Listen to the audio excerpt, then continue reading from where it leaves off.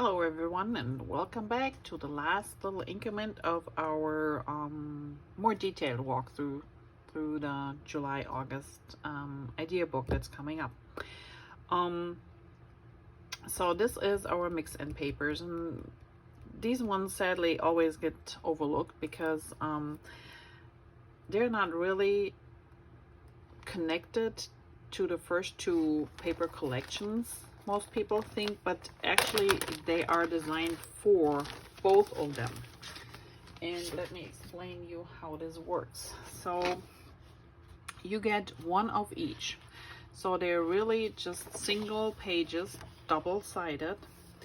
And the nice thing is they are usually designed with some really simple everyday designs on them, so something that is not super flowery, super bright, just something that you can add on to any existing paper collections or paper you have maybe laying around. So dots, stripes, there are little flowers in here. These are, looks like little stitching or something. So all of these have a zip strip, a specific one on top that you can use with the paper or with the paper collection. Like I said, they're double-sided, so in this case you have little leaves here. This is just a pretty waterlook type paper. You have lines, which is great for journaling, so you can cut out a lot of tags, making you know, for your books to do journaling on it.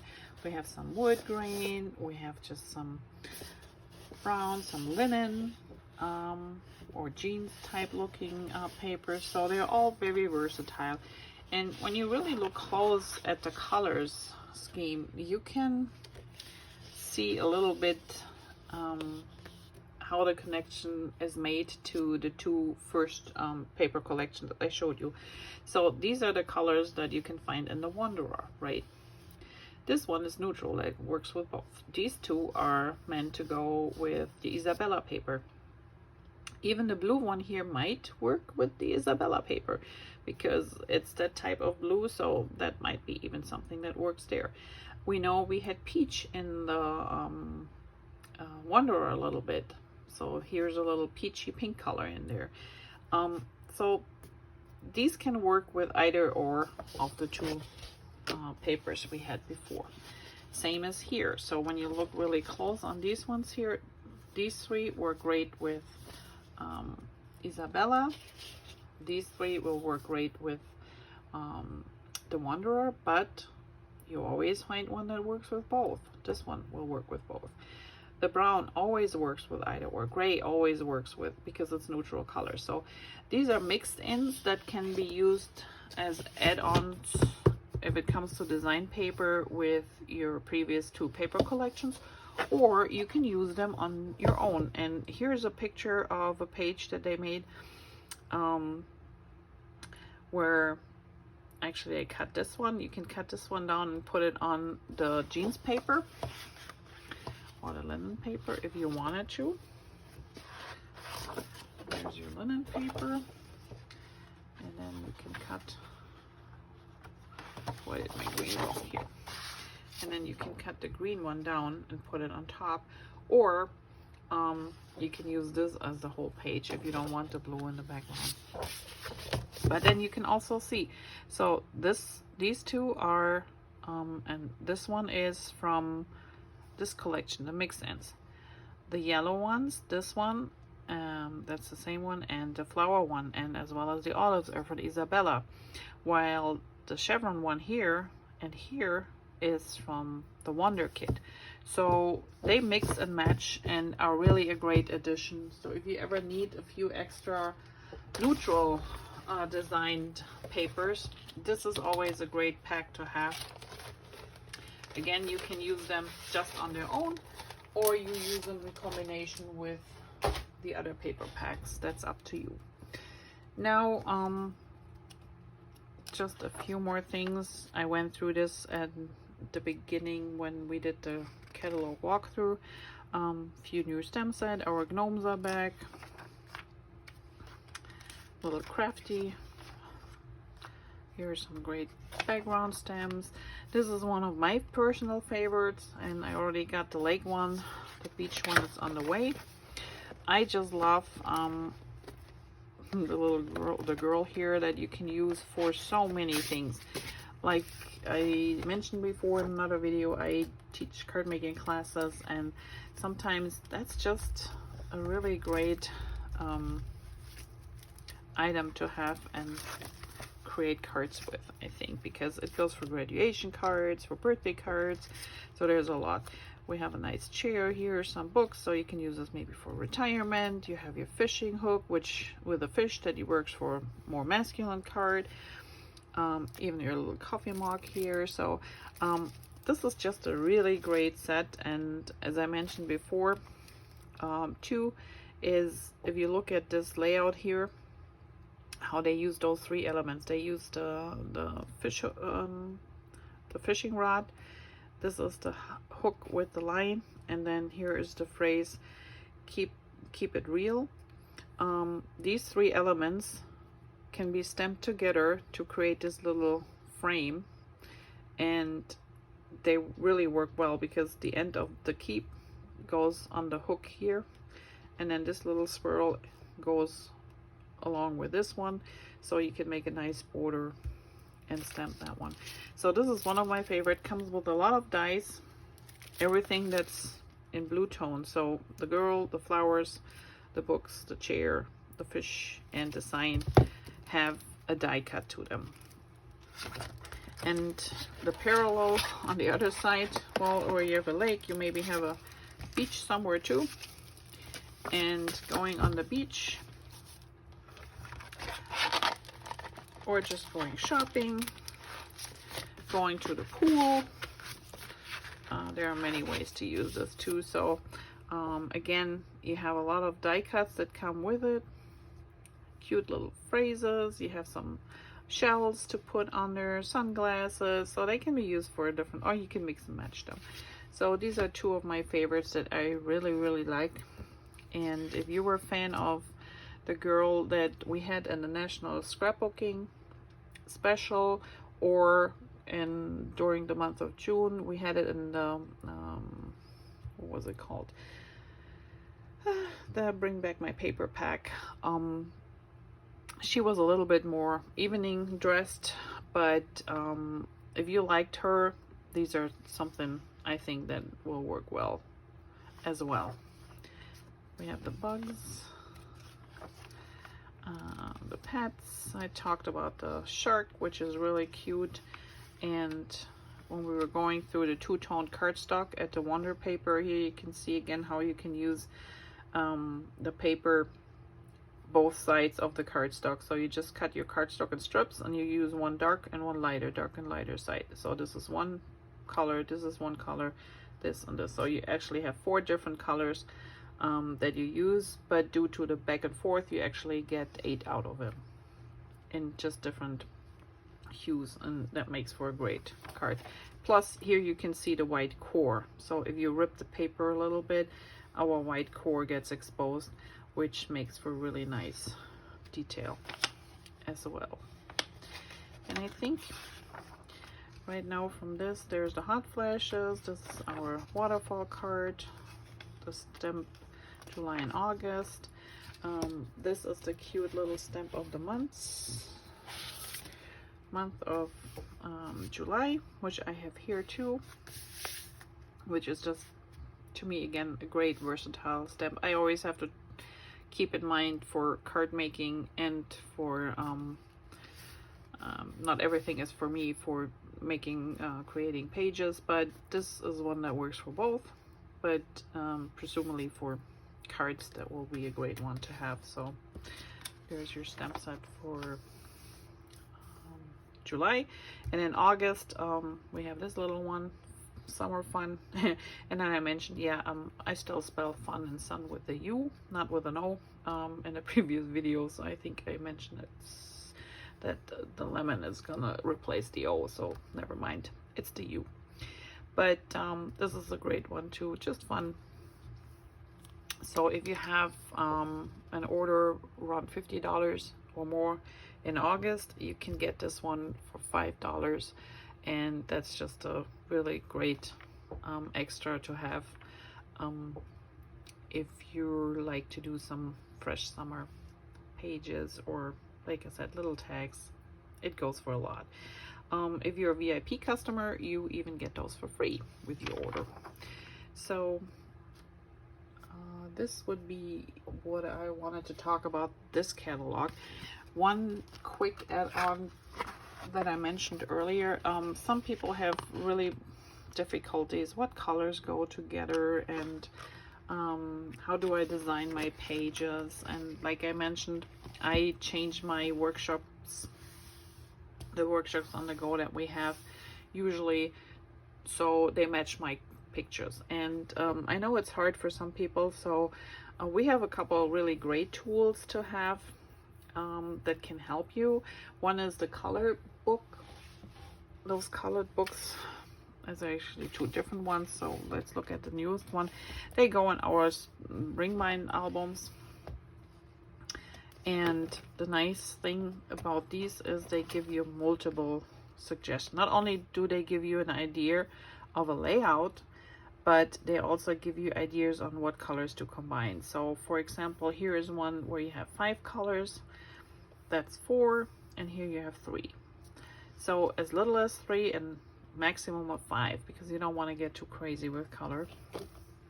But it helps you to visualize a little bit more what might work with the pictures you have, or the cards you have in your head you would like to do. So here's a 3-1, base color cinnamon. Here is one that's more in the warm tone, so paprika, sundance, and desert rose. And here we have a 5-1 where you add a little bit green and blue in there. And so they do this for each of our main colors. So let's say you have our wisteria paper, the cardstock at home, and you're wondering what colors will work. Well, you can use the lilac, the sage, the pewter is a grayish tone. Here is a 3-color combination, or you can make it a little bit more summery, for example, with the grape, the bluebird, canary, and lemonade. And if you have papers, cardstock from previous years that might not be available anymore, they're retired, still try to match them. So if you have your base color, just put them on top and see if they still work, because most of them, sometimes it's just a tiny little difference between the colors each year. Sometimes it's a bigger one, but they might still work. So I always try, if I have a couple of my older cardstock pieces that are retired, to see if they can work. So here's a more toned down version. And I just like, because it really gives you an idea. So if you're stuck and you're just going like crazy, and I'm like, oh, you know, I would like to use, let's say, the paprika as the base tone, and I don't know what to go with or what I can add to them. So here's a nice book to help you figure out what color combinations to use. And sometimes you might go like, well, I would have never thought of combining those, but it really works. So it's a funny thing to explore. Colors can work magic sometimes. So here you are. You want to try it, you want it more monochromatic, that's up to you. You have many different versions. So this is the color book, but if you're sticking with like our workshop kits, or you have our just the regular paper pack that you buy, the design paper, it's getting too warm here. The design paper, like the zip strip on top, always tells you what colors will work with that particular paper. So for example, if I pull out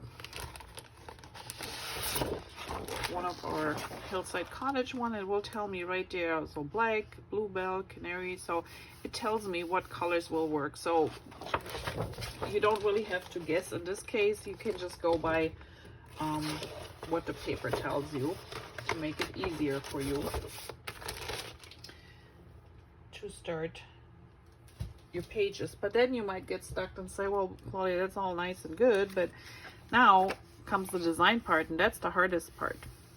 I do understand that. So many of our design, or you can get a lot of inspiration from our catalogs.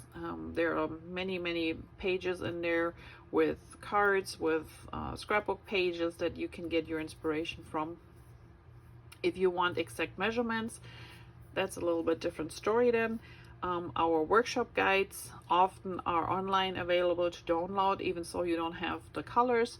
You might, or the papers, you still might be using the template for something, and you get the exact measurements, how wide the paper is gonna be, where it needs to be placed. So always look, and if you see something and there's a PDF to download, just download it. I mean, it's just costing you a little bit storage on your computer or phone. So meanwhile, we have multiple versions of these. This is volume 3, 4, and this is the newest one, and I will show you the newest one quick. So it's called Make It From the Heart, volume 5, and this one actually has single page layouts, double page layouts, and cards in it, so it gives you a whole variety. And at the beginning it always tells you, shows you, like, these are single ones and how many photos they use. So these have 1, these have 2, this one has 3 photos, this one has 10 photos. Here are the double page layouts. And again, so you could go and say, well, I have 4 photos that I would like to scrap, and it gives you, this is 4, this is 4, so you can look and then go in the back of the book and see which layout you might like, or which will fit your pictures the best. The cards, the same thing. It gives you a little bit of an idea, just a basic template to work with, and then you can use your papers and your embellishments to create those cards on your own. So this is a very interesting one because it uses just stripes of paper. So if you have some beloved paper you don't really want to part with, but it's not enough to use on a whole page or a double layout, maybe that's a good way to use some of the papers. Cut it in stripes, do a little bit of weaving, and add a photo to it. Here's another one. So this is a plain white background. Here's a design paper background. And then just use cardstock and in a mix with design paper. There are zip strips, our zip strips, remember, on top of the paper. They are like half an inch wide. So they have been used often here. And if you have from the sticker sheets, the borders, sometimes they're too wide, you can always cut them in half with your trimmer and make them smaller if you need to. Always remember, there's always a solution for a problem.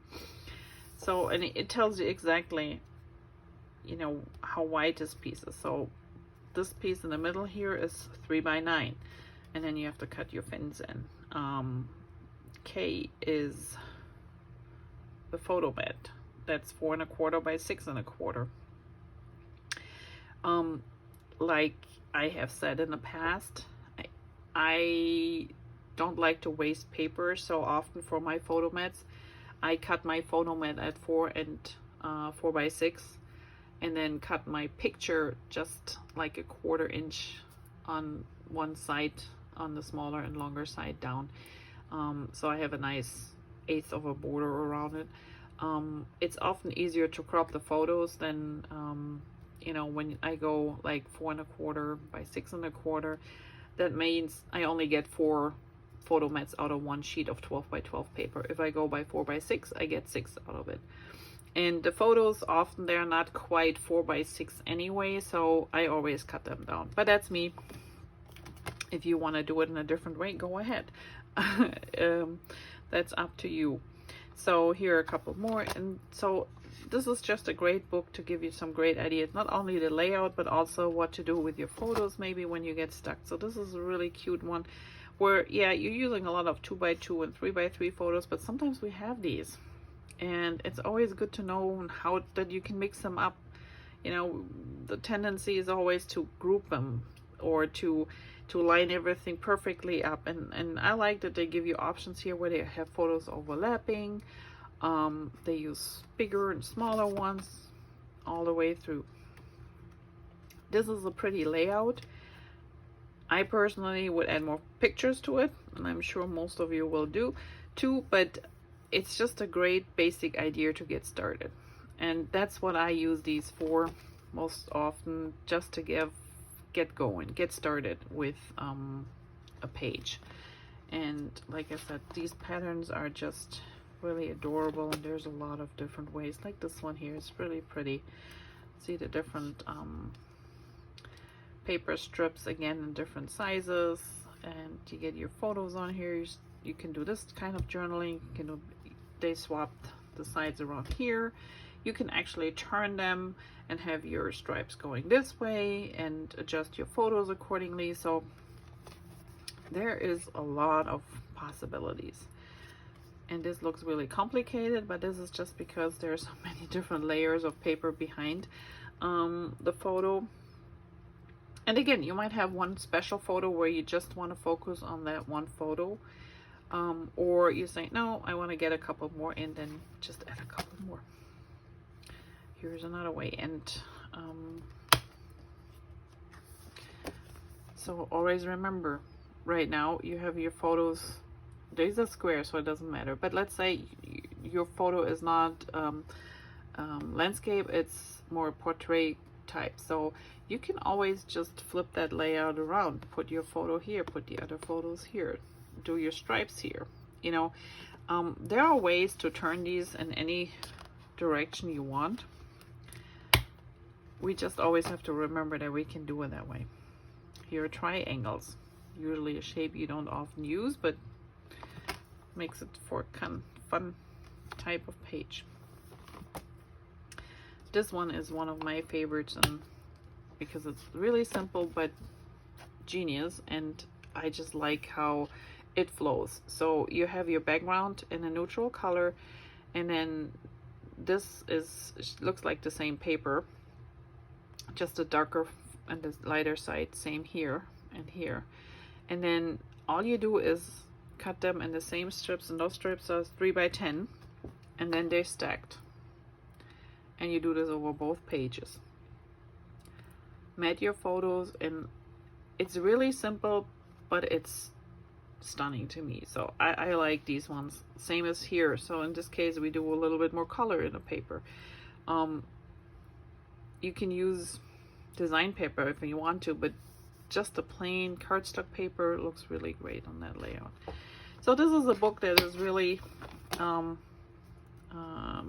one of my favorites to use, because it just gives me an idea. I sometimes just browse through and pick up a little bit here and pick up something there, and then you can always combine them too. It doesn't mean because these two is the left and the right side you have to use them that way. Oh no, I can pick one of these and then go with the other one on the other side. So it doesn't really matter, but it gives you a great idea. Here's another one. And then the cards kind of like work the same way. So if you have difficulties starting making cards, here is a cute way of getting started. For example, really simple, you have your card base, you make little flags. How do you do those? This is the size of paper you have to cut them, and then you just cut them by hand in triangles. And you can either place them like they did here. They put design paper on the back, put a smaller white rectangle on top, and then added your little flags and your clouds, or you cover your card base up with a paper and then put a couple different colored flags on there. So it's simple, but easy to make, easy to follow, and for beginners I think that's perfect. Here's another one. We did this one in class actually, and sometimes you just go with the flow and you do exactly what the book tells you. So this one was done right on the card base. This one has there's a rose on the back as a base. I like to, again, when you do for classes, I don't, with the 4 1/4 by 5 1/2, I don't get a lot of paper out of or card covering the whole card base out of one sheet. So what I normally do is, this is 4 by 5 1/4. That way at least I get 6 covers for 6 cards instead of 4, which adds up when you're doing 20, 50 or more cards. And I always like to have a little bit white frame sometimes around. Sometimes we cover the whole card base, but sometimes we just leave it, and then put your little squares on top.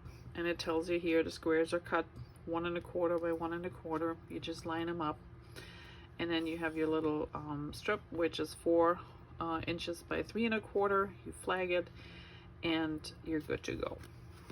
And then we decorate the inside too. So I did a little bit hand stitching, simple with a pencil. You don't even have to have a marker, and because it just finishes the card off. So there are different ways.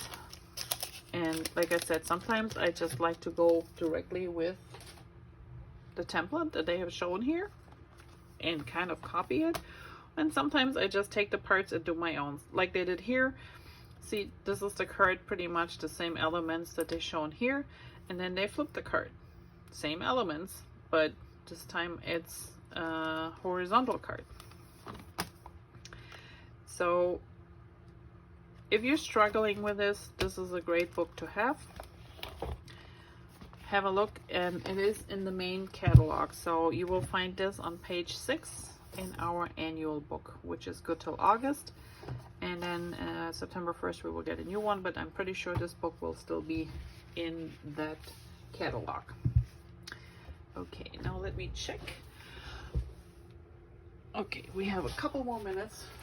Talked a lot. But one last thing I would like to show is, I was asked about the differences between the 2 paper trimmers we have in here in the book. So we have the Deluxe Craft Kit, and we have the rail cutter. And while they're pretty similar in many ways,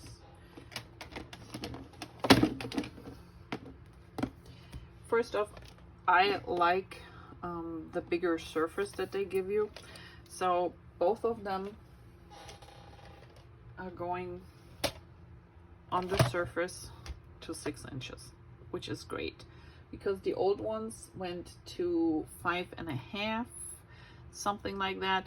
Then you had to pull the arm out, and then, you know, the measurement I used the most was right in the crease where the arm comes out. So you couldn't really tell where's the 1/8, where's the 1/4, where's the 1/2. So I like this a lot better. That's one of my perks for this one. This one came out first, so this is the older version, but I use this a ton. It's got the arm, the extension arm, up to 14 inches. Naturally, normally 12 by 12 is what we use. It also has this wire, and I know that's hard to see. It's got this wire, which gives you a little bit of cutting guide. While this one here has an aluminum rail where you're cutting along. And there are a couple things that you should remember when you're using this one. So number one, if you want to lock this closed so it doesn't flip open, you just have to push this over, and then you can't open this part. If you push it back, it opens. When I use the paper, I usually put my paper in here, and then you hold your paper down on this side and you go up or down, cutting. Simple. Problem is, sometimes when you're in a rush or we're not paying attention, sometimes you push a little bit to the side. It's not a lot, but sometimes you're not getting a really straight or an evenly cut. So let's say you need exactly 1 1/2. It could be that it's 1 1/16 or something. A 1/16 of an inch more than you wanted to, because you moved a little bit, you pushed the blade a little bit around. This cannot happen with this one because it's very stiff, and you know where to cut. It's got the groove here too, so you have to go up and down. Some people said in the past that they had issues when they were moving their cutting the blade, that it felt like it got stuck. Well, you want to make sure when you're putting this on your surface, and I put this away for now, that it's really nice and straight on your surface, that you have a good base. And what you don't want to do is pull. So if you push this down, your papers, and you pull it over to the side and try to go up, you can feel resistance. You want to make sure that you pretty much just push down so the blade goes in the paper, and you just go up and down. You try not to push it over to one side or pull. That's usually what happens when you have issues that you can't go up or down. The other thing is how to take the blade out. And when you look on the bottom here, I have to turn this around. Right here is a little marker, and which is actually the 12 inch. So if you line this up, and then all you have to do is tilt, hold the cutting tray down, and just pull this one up so you get your blade out. When you pull it back in, you try to line it up here again, and you just push it down and it's back in. So make sure this little cutting triangle here lines up with a 12 inch marker here. And like I said, there's a little bracket that guides you. All you have to do is tilt it, hold this down, tilt your knife back. Actually.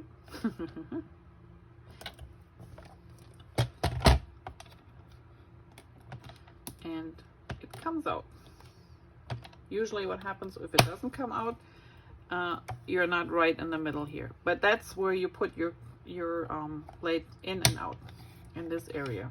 So if you try this here, you might have a hard time. Make sure you're down here where that little opening is, and this is brand new. I just pulled it out of the box.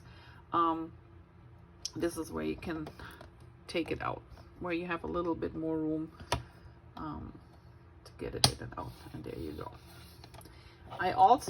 This one also comes with a scoring tool, and I took mine out, and it's the same thing. You take it in or out at the same way. I took mine out because if you have it in this constellation, so the blade is up here and your scoring tool, the blade is up here, your scoring tool is down here. If you want to cut all the way to 12 inches, you can't, because here's 12 inches and here's the end of your cutting blade. So this will block the 12 inches. If this is on top, it does the same thing. So if this would be the black one, see how it ends here by, what is it? 5/8 or so, 6/8. So if I would come with my cutting, if this would be the cutting tool up here, I can't cut past 1 1/4 because that's where I'm blocked.